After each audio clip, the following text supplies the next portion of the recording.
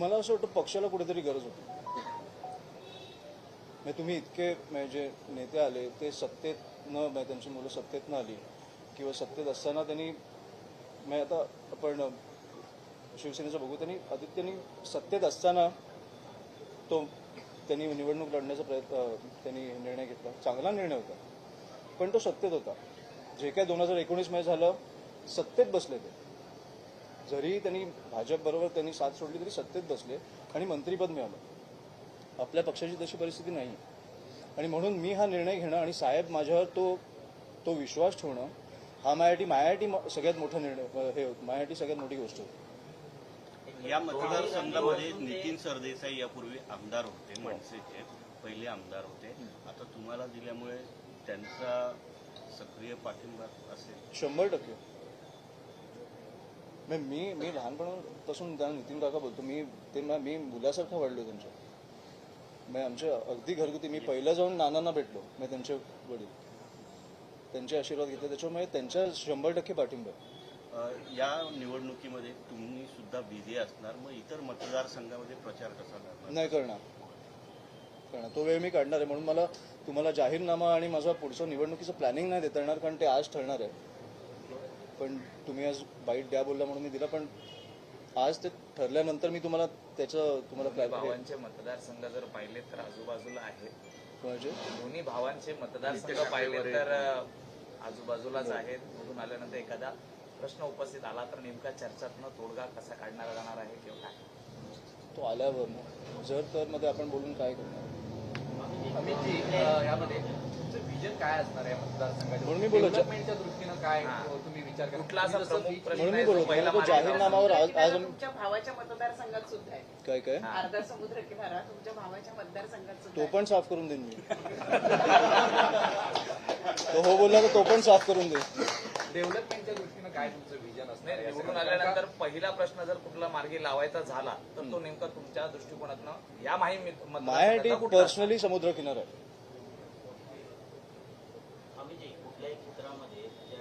कारण आपण सॉरी आपण बरेचदा बघितलं. आपण गणेश विसर्जनानंतर आपण गेलो तिकडे किंवा आपण दररोज जातो. आपण अनेक बीच क्लिनिंगचे कार्यक्रम घेतले. तिकडे जावं असं वाटत नाही. आणि मी बाहेरगावी अनेक समुद्र किनाऱ्यांवर गेलोय. त्याच्यामुळे तिकडे गेल्यावर काय शांतता असते, काय बरं वाटतं हे मला माहिती आहे. मुंबईमध्ये तुम्ही काम करताना किंवा तुमचे फॅमिली काही इश्यूज असतील ते तुम्हाला एवढे डोक्यात हे असतात की तुम्ही समुद्र किनाऱ्यावर गेल्यावर तुम्ही पीस ऑफ माइंड काय असतो हे मला माहिती आहे. मुंबईतला पर्यावरणाचा प्रश्न हा देखील तितकाच महत्वाचा आहे. तो माहीमचा नक्की सुटेल हे मी तुम्हाला सांगू शकतो. आणि 23 नंतर मी तुम्हाला सांगतो आपण सत्तेत बसू त्याच्यामुळे बाकीचे पण सुटतील. कसं असणार आहे? समुद्र किनाऱ्याचा तुमचा पहिला प्रश्न तुम्ही असं म्हणताय. पण जेव्हा एखादा आमदार असतो किंवा खासदार असतो त्याच्याकडे सर्वसामान्यांचं लक्ष असतं. कारण सर्वसामान्यांचे अनेक बरेच प्रश्न असतात. म्हणून मी तुम्हाला बोललो की किनाऱ्याचा जे तुम्ही प्रश्न उपस्थित करता हे मी एक्सेस देतो. म्हणजे त्यांना माहित नाही की समुद्र किनारा साफ होऊन काय मिळू शकतं. जसं तुम्हाला माहित नाही की तुम्हाला विदाऊट खड्डे रस्ते दिले तर काय मिळू शकतं. पण ते एक वेगळं सुख असतं. तुम्हाला तर कसं आहे की 5 वर्ष खड्ड्यात चालवण्याची सवय झाली. त्याच्यामुळे तुम्हाला ते बिन खड्ड्याचे रस्ते यायचे तुम्हाला आनंदच माहित नाही. आता 5 वर्ष आम्ही माहीम चर्चवरनं मी कुठेही बँड्रा किंवा उत्तर मुंबई किंवा तिकडे गेल्यावर माहीम चर्चवरनं यायला लागतो. 4 वर्ष तो रस्ता बंद होता. अनेकांनी बघितलं असं. 5व्या वर्षी उघडला कारण निवडणुका होत्या. तर 4 वर्ष मी कशा थ्रू गेलोय मला माहिती आहे. अनेक आपले रहिवासी इकडचे कशा थ्रू गेल्यात. तुम्ही पण गेला असाल. त्याच्यामुळे मला माहिती आहे की ह्या ज्या छोट्या गोष्टी आहेत ह्या मिळाल्यावर काय आनंद मिळतो. बाकी मी तुम्हाला बोललो तसं माझी ॲक्सेसिबिलिटी असणार. लोकांना कधीही भेटायचं असेल मी पहिलं तर आमदार झाल्यावर एक 3 ते 4 दिवस माहीमसाठी सेपरेट ठेवणार. आम्ही जी पार्ले पंचम या संघटनेकडनं पुन्हा एकदा मराठी माणसांना घर मुंबईतच मिळावं यासाठी एक लढा सुरू केलेला आहे. आणि नुकतीच आज दुपारी पत्रकार परिषदेत त्यांची मागणी राहणार आहे की मराठी माणसाला प्रत्येक ठिकाणी घर हे आरक्षितच असायला हवं. त्याचबरोबर मुंबईतले जे मेट्रो आरक्षित हा म्हणजे एक कोटा असायलाच हवा, कारण हल्ली घरं देत नाहीयेत काही समुदायाकडनं. आणि म्हणून दुसरीकडे लोकं- मेट्रोला मराठी माणसांची नावं ही देखील प्रामुख्याने द्यायला अशी त्यांची मागणी असणार आहे. याच्याबद्दल आपला काय विचार? नाही, नक्कीच मराठी माणसासाठी आणि महाराष्ट्रासाठी आम्ही जे जे चांगलं होईल त्याच्यासाठी आम्ही लढणार आहोत. त्याच्यामुळे ही एक उत्तम हे आहे की मराठी लोक ही मुंबई सोडून नाही गेली पाहिजेत, ही साहेबांची आणि माझी पण इच्छा आहे. तुम्ही प्रचार प्रचार कुणाच्या की विरोधात आम्ही करणार? सत्तेत असू, ते सत्तेत असण्याचं गणित काय असणार आहे? ते 23 तारखेला कळेल ना तुम्हाला. साहेब, पण तुमचा जो प्रचार आहे तो कुणाच्या विरोधात असणार आहे? महायुतीच्या विरोधात असणार आहे? दोघांच्या. महाविकास आघाडीच्या विरोधात? दोघांच्या. आणि काही रणनीती ठरली त्याच्याबद्दल? म्हणून ती मी बोललो तुम्हाला, ती ठरल्यानंतर ती कळेल. पण 2019 पासून जो चिखल झालाय ना, असं राजकारण मला लोकांपर्यंत नाही न्यायचं. म्हणजे ग्रामीण भागातले असतील, जे शहरातले असतील, जे नवीन मुलं मुली असतील ज्यांना राजकारणात यायचंय, मला ह्या लोकांचं राजकारण तिथपर्यंत नाही पोचवायचं. जे पोचतंय अनफॉर्च्युनेटली तुमच्या माध्यमातून असेल किंवा लोकांच्या असेल, पण ते पोचतंय. ते कुठेतरी एक कोणतरी असा असेल प्रामाणिक, तर कुठेतरी तो बदल घडेल, असं किंवा ते बदल घडण्याची सुरुवात तरी होईल असं मला वाटतं. कसं राजकारण असलं पाहिजे किंवा तुमची व्याख्या काय राजकारण? माझं राजकारणाची व्याख्या म्हणजे समाजकारण. सत्तेत येईपर्यंत तुम्हाला पाहिजे ते राजकारण करा. सत्तेत आल्यावर तुम्ही लोकांसाठी झटला पाहिजे. समाजकारण तिकडनं समाजकारणाची सुरुवात झाली पाहिजे. कारण सत्तेत यायच्या आधी तुम्हाला माहिती आहे परमिटेशन कॉम्बिनेशन काय असतात, हे मी पण तुम्हाला समजवणं महत्त्वाचं नाही. पण त्याच्यामुळे आता मला वाटतं खूप लोक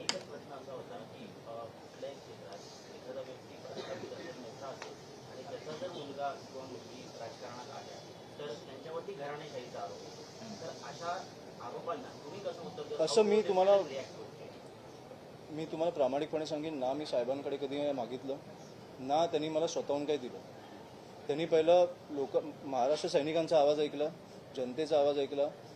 मग त्यांनी बघितलं की विद्यार्थी नेता करायचा आहे, अमितला राजकारणात आणायचं आहे, लोकांची काय इच्छा आहे, विद्यार्थी सेनेचा अध्यक्ष करायचं आहे. मला वाटतं एक किती वर्ष विद्यार्थी सेनेची पोरं आपल्या साहेबांकडे येऊन गेले?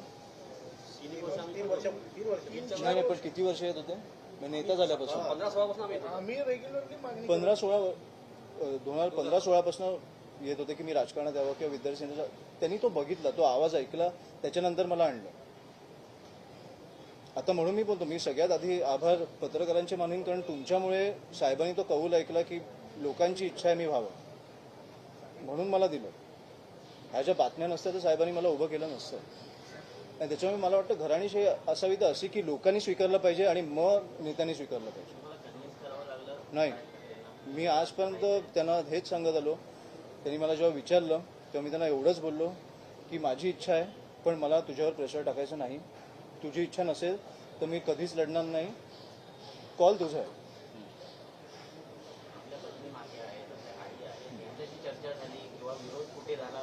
नाही, विरोध म्हणजे त्यांना पाहिजेच होतं. जेव्हापासून तुम्ही बातम्या चालू केल्या ते तर आनंदातच होते. फक्त साहेबांना तो स्ट्रेस, आणि मी तो समजू शकतो, कारण माननीय बाळासाहेबांपासून साहेबांपासून कोणीही इलेक्टोरल पॉलिटिक्समध्ये आले नाही. म्हणून त्याच्यामुळे विधानसभेत जाणं, प्रश्न मांडणं काय असतं हे माझ्यातर्फे त्यांना पहिल्यांदा दिसणार. आणि तो कारण ते मला बोलले पण की प्रचार करताना मी प्रचार करत असेल पण माझा एक डोळा इकडे असणार. तर मी त्यांना एवढंच बोललो की हा स्ट्रेस असेल तर नका करू. मी इकडे प्रामाणिकपणे प्रचार करेन आणि 100% आपली सीट येईल. तुम्ही आता म्हटलं सक्रिय राजकारणात आणि इलेक्टोरल पॉलिटिक्समध्ये उतरते. कुठेतरी ट्रेडिशनल माइंडसेट होता की फक्त पक्ष चालवता, तुम्ही बदलताय. काळाची गरज इनएव्हिटेबल वाटतं. काळाची गरज आहे. आणि कसं मी तुम्हाला सांगू की शेवटी तो रिमोट कंट्रोलचा जमाना जो आहे तो राजसाहेबांबरोबर, मला वाटतं राजसाहेब हे शेवटचे रिमोट कंट्रोलचा जमाना. कारण मी माझी कंपॅरिझन पण नाही होऊ शकत त्याची, आणि मी रिमोट कंट्रोल सगळं चालवू पण नाही शकत. सिस्टममध्ये कुठेतरी घुसायला लागणार मला. कारण साहेब त्यांचा जो ऑरा आहे, त्यांची जी पकड आहे तशी माझी नाही हे मला माहिती आहे.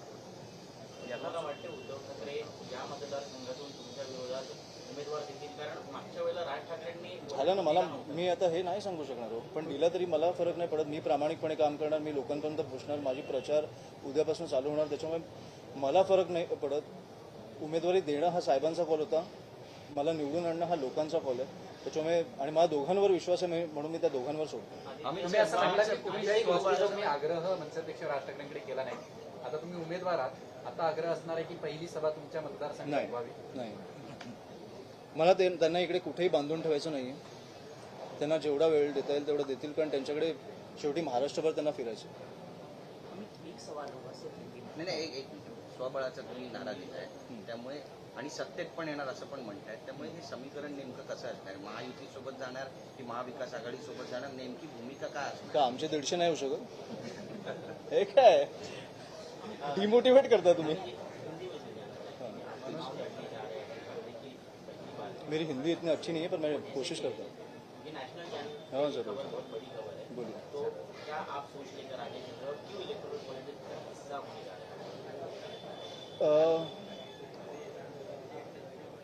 It was the need of the hour, मतलब हिंदी में इंग्लिश में, it was the need of the hour. मतलब मुझे लगा कि अभी आना चाहिए, सही वक्त है, इसलिए मैंने साहब ने जब मुझे पूछा तो मैंने हाँ कहा कि मेरी तैयारी है. मैंने सिर्फ उनको इतना कहा कि आप प्रेशर मत लो, क्योंकि आपको महाराष्ट्र भर घूमना है, इसलिए आप प्रेशर मत लो. मेरी तैयारी है, आप मुझे दोगे तो मैं 100% इधर से चुन के आऊँगा, पर आपको प्रेशर में रखे ना. अकेले लड़के क्या फायदा? तो आसान नहीं होगी लड़ाई? आसान नहीं होंगी या होगी वो मैं नहीं देखता. साहेब राजकारण कोई यहाँ पे अगर कोई कैंडिडेट ना भी देता तो भी मैं वही प्रचार करता. और अब अभी आपने बोला शिंदे साहब ने दिया है और मुझे नहीं पता कि शिवसेना क्या करेगी. अगर उन्होंने भी दिया तब भी मैं सेम प्रचार करूंगा, क्योंकि मुझे लोगों तक पहुंचना है. अगर कोई नहीं देता तो तब भी मुझे पहुंचना था, क्योंकि उनको बताना था कि आप किसको चुनने वाले हैं, मैं कौन हूँ, मेरी पहचान क्या है, आप समझ लो आप किसको चुनने वाले हो, मेरा विजन क्या है आप समझ लो. मुझे किसी को भी ग्रांटेड नहीं लेना. क्या विजन लेकर आगे चलेगा? क्या विजन लेकर आगे चलेगा? वो विजन 2-3 दिन में बाहर आएगा, इसलिए मैंने आपको बोला ये बहुत जल्दबाजी में हो रहा है, इसलिए मैं आपको विजन नहीं बता पाऊंगा. पर जो हमारा समंदर का किनारा है वो जो हम लोग को जो एनवायरनमेंट धरती ने दिया है उसको मुझे लगता है कि पहले साफ मतलब ब्यूटीफाई करके लोगों को दिखाना चाहिए कि क्या हो सकता है, जो अभी तक लोगों को पता नहीं, क्योंकि उनके लाइफ में इतने प्रॉब्लम्स है कि ये बहुत छोटी प्रॉब्लम है उनके लिए कि मैं यहाँ आऊँ क्या करूँ. पर उसका फ़ायदा मुझे मालूम है कि वहाँ जाने के बाद अब वो पीस ऑफ माइंड क्या होता है मुझे मालूम है. सिर्फ बैठना वहाँ, क्योंकि आप अभी जाके आप देखोगे, मुझे नहीं लगता आप पैराफिट पे भी बैठ पाएंगे. मतलब वो सैंड की बात तो छोड़ ही दीजिए आप. इसका जवाब आप इंग्लिश में भी दे सकते हैं. ठाकरे परिवार की सालों से ये भूमिका रही कि आपने नेता खड़े किए, आपका परिवार हमेशा से रहा है कि एक रिमोट की भूमिका आपने निभाई. नहीं उसके बाद जिस तरह से मैं जैसे बोला कि मेरी कंपैरिजन, आपकी जनरेशन जैसे हाँ मैंने बोला वैसे मेरी comparison I can't be compared to my father firstly, because he is one of a kind. His grandfather and माननीय बाबा साहब, मतलब श्रीकांत जी एंड माननीय बाबा साहब वाज one of a kind. None of us in today's politics can be compared to them. That's why I thought that I should enter the system and change it from the inside, because again I thought, as I said, it was the need of the hour. What was the first reaction of the father of the family when you actually decided that you're going to come into this job? I mean, he found out, from the news that was going outside, he found out from that. And his first, Shocked, surprised, no, he wasn't shocked. he was welcoming. Neither was I, because the way people reacted to this news was overwhelming for me. जैसे आपने कहा कि हर constituency से मेरे लिए मुझे बुलाया गया कि आप इधर आके खड़े रहोगे, दैट वाज ओवरवेलमिंग फॉर मी. मुझे पता चला कि मैं कहाँ तक पहुँचा हूँ. And I think because of you guys my father understood कि मैं कहाँ तक पहुँचा हूँ. तो आई थँक यू ऑल. स्वबळावर सत्तेत बसणार की विरोधात बसायला आवडेल या सगळ्या याचा निर्णय साहेब घेतील, पण सत्तेत बसणार. उमेदवारी अर्ज उमेदवारी अर्ज नेमका कधी करणार आहात? उमेदवारी अर्ज मला माहीत नाही. उमेदवारी अर्ज उमेदवारी अर्ज अजून मला माहीत नाही. सगळे आपापल्या तारखा काढतात तशी. तुम्ही कुठली तारीख का? हा मग अजून ठरलं नाही. साहेब स्वतः पण मला काल कळलं का सरप्राईज असतो? सुद्धा लकी आहे कारण जी पहिली यादी जाहीर झाली नाही माझ्यासाठी 6 लकी आहे.